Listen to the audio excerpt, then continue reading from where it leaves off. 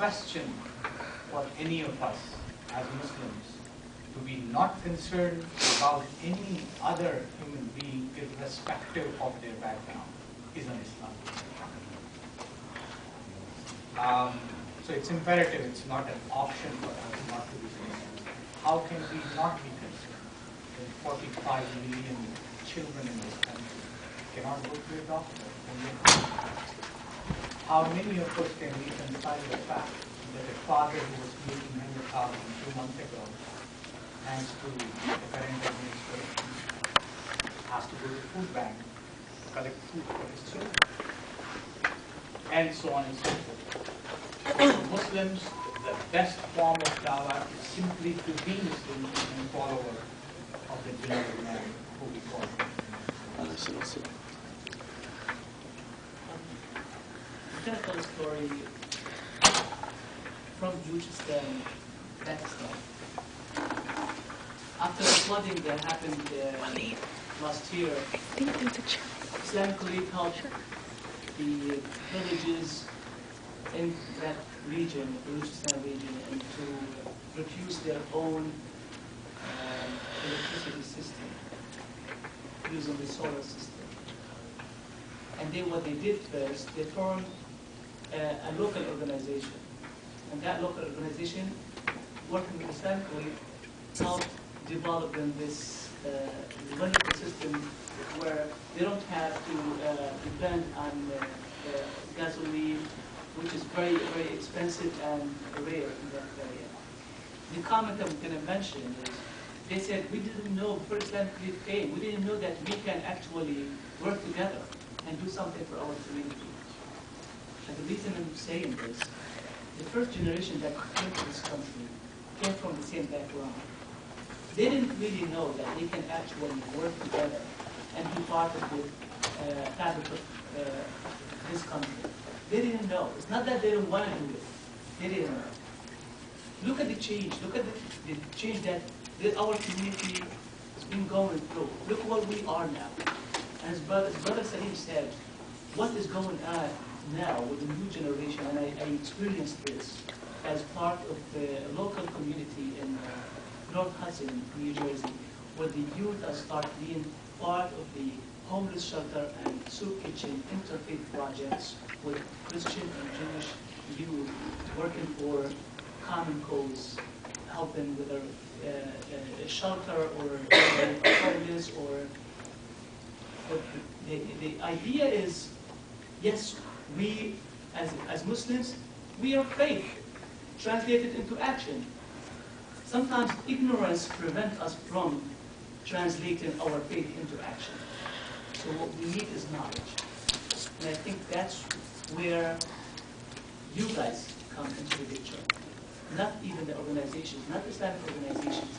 You, the young generation, come into the picture, you know, bringing your knowledge, your learning, whatever you learn, you know, and to how to work together, because where you work, most of you, 90 or 95% of you, the audience here, work in an area where you don't, you know, no Muslims or very few Muslims working around you. You deal on a daily basis with non-Muslims and you're able to communicate with them, right? So in the same capacity, actually, in volunteer work, we can work with non-Muslims.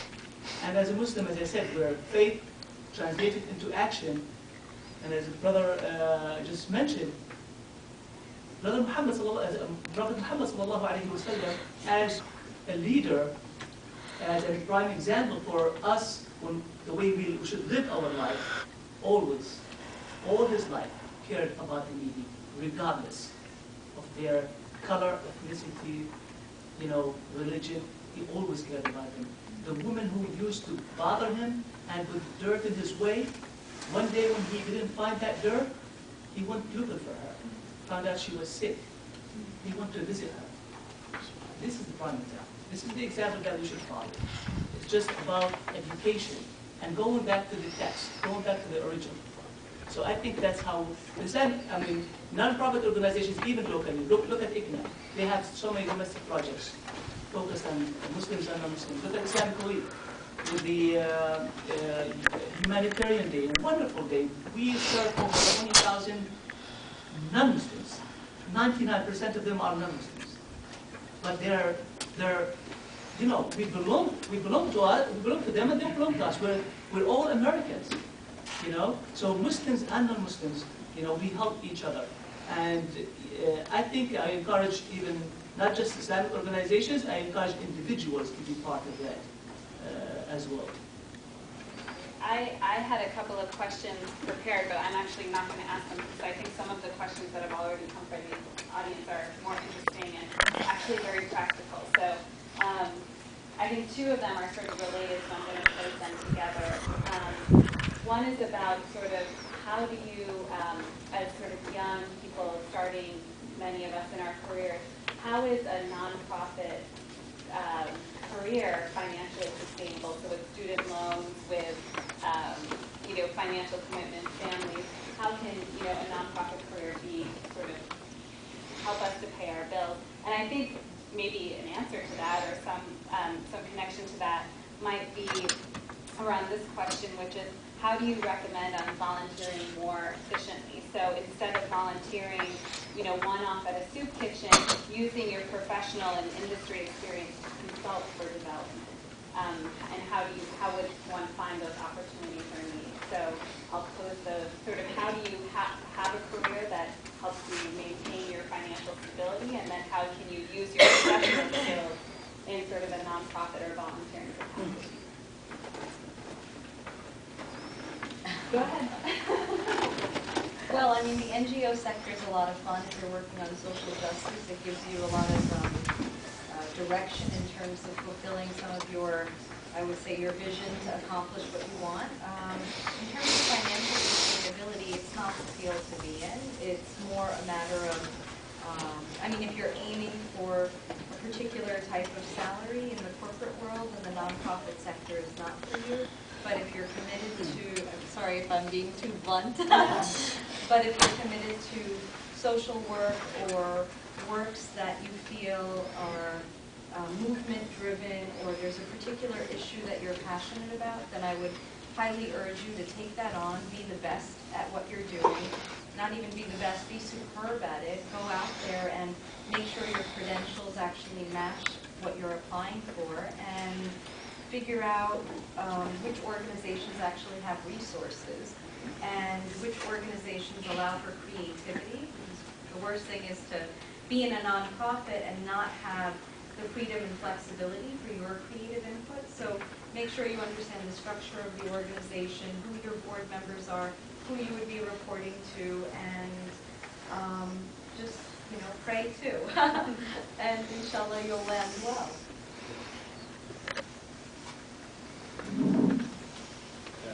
At risk of sounding a little preachy, and forgive me if I do that, there were angels talking amongst themselves, looking at human beings, and they said, isn't it strange that they are all running around chasing that which is already guaranteed for them throughout their life, and not worrying enough about that which is not guaranteed.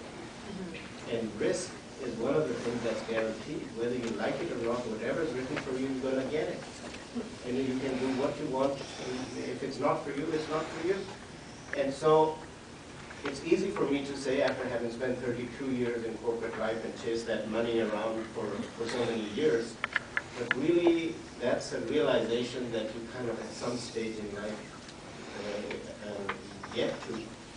And you know, that's Allah has made it easy for us.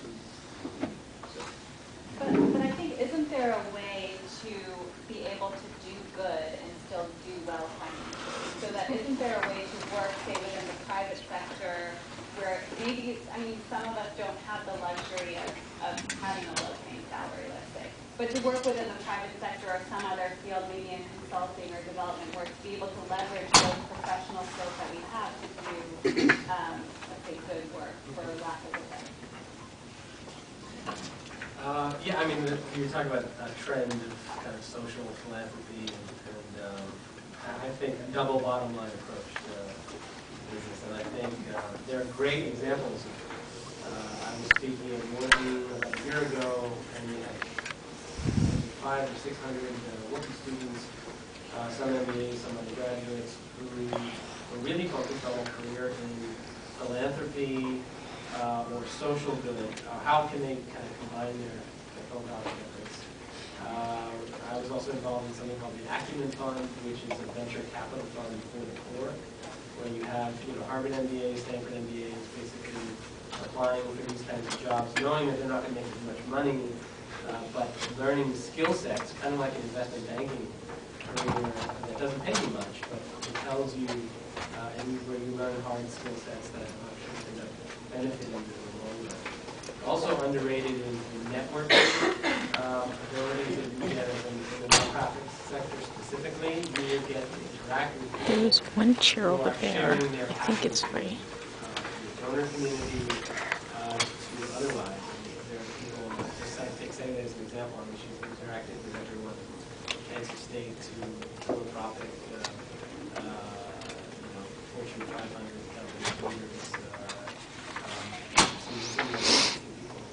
through that position that she was in, that perhaps if she was in another regular commercial business, she may not have interacted with. So I think the networking opportunities are there. To the extent you want to start your own nonprofit endeavor, you won't get the envy of someone else who might want to hire you and fire you. I think you can actually build an organization that's meant to last. Just to finish up on what Valerie was saying, which I thought was a beautiful description of what it's all about. There's a study at Harvard about unhappiness. Right? They studied, for 18 years, they studied 18,000 different people from all walks of life, and they realized that income levels had absolutely nothing to do with happiness. Sometimes it had an inverse correlation. But the one thing that they did find was that happy people and unhappy people have had a similar number of negative and positive experiences in their lives. The difference is that unhappy people tended to dwell twice as long on the negative experiences in their lives, and happy people tended to look at the negative experiences in their lives as kind of one-off moments instead of systemic events. And I think to the extent that you can take that anecdote as something to really feel positive about, so you can look at anything in life as this was meant to be. I think we have a very specific, unique perspective of Muslims that enables us, I think, to become more positive in our outlooks. I'd like to add one more